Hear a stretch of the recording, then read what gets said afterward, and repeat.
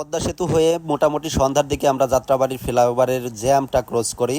তারপর midway break চলবে আমাদের, প্রায় অনেক দূরে কুমিল্লার আগে একটা জায়গায় আমরা ব্রেক দিলাম। জায়গাটার অস্থির একটা ভিউ, এত সুন্দর একটা রেস্টুরেন্ট করছে, যা রেস্টুরেন্টের নামটা ছিল হইতেছে কাবাব এক্সপ্রেস, আর জায়গাটার নামটা ছিল হচ্ছে চেরি।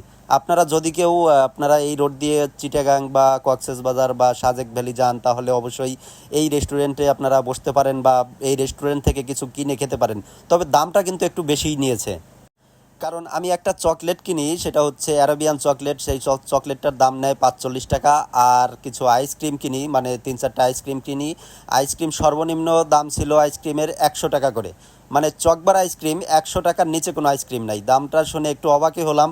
তারপরেও যারা একটু বেশি মালদার পার্টি আছেন, যাদের টাকা পয়সার মানে হিসাব নাই, আমাদের হিসাব আছে, আপনারা বলতে পারেন যে আপনাদের আবার মনে হয় টাকা পয়সার হিসাব নাই বিধায় আপনারা এই দোকান থেকে খেয়েছেন।